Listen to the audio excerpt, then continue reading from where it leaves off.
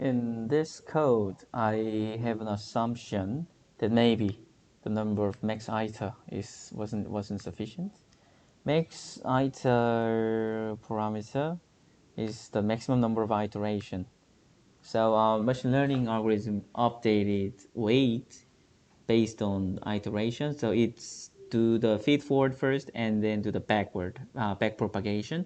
And this number of iteration is the number of iteration of feed forward and back propagation. So default is 200. So it's doing feed forward and back propagation for 200 times to update the model. So here I wasn't sure this model was very poor, maybe because iteration wasn't sufficient. And also this warning message tells me that, optimization hasn't converged. So that means I may need to do more iteration to update the model. So I made this for loop. For loop is commonly used in Python programming. What it does is repeating the same part of this code until it uses all the values here.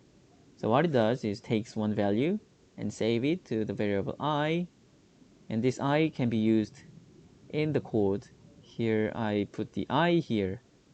So the first value of the I will be 100, and then train the model, and there'll be second value will be 200, so I put 200 and then train it again. I don't do that manually because this is simply a repetition with a different value in this parameter. So that's where for loop is used. For loop is very efficient way of doing the task repeatedly with slight modification like this value.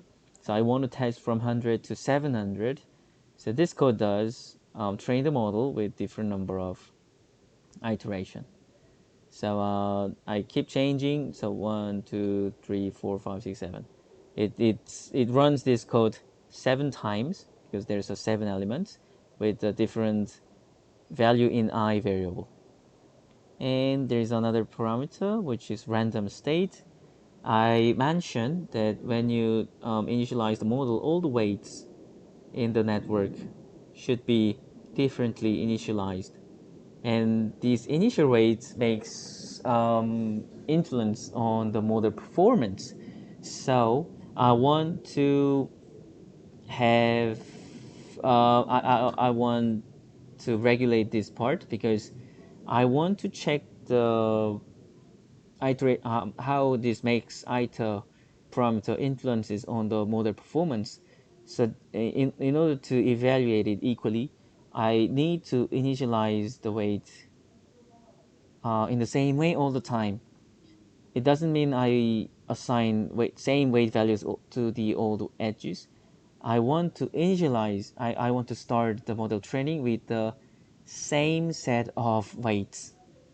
So if I fix the number in the random state, I always use the um, same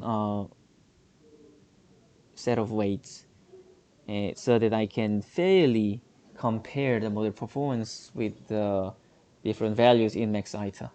So that's how for loop is written. So what it does first, define the model and the fit data, and I use this one because this data type is called the list, and if I use list and it's empty list, I just close the bracket without putting any data. So I first define the empty list, and I use append method, which save data one at a time, and what I save is this value. So I first define the model, fit the model, and then evaluate the model using this score method on the test set, and then I print it.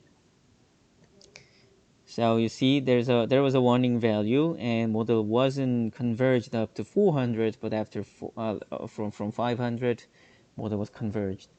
And so by running this cell, I can develop the model with a different number of max iter and then save all the values here.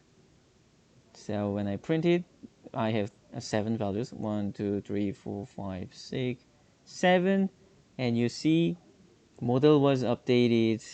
100 wasn't enough, 200 wasn't enough, from 500 it was good, and you don't see much improvement after that. So by doing so, we can see that, okay, maybe max height should be 500. So this is how we determine the parameter. And we search the hyperparameter space by, so actually we are doing the experiment and make the model with a different set of hyperparameters. And this is called grid search. I just tested only one hyperparameter, but I can do this with multiple parameters. And this is really essential to find a good hyperparameter to model development.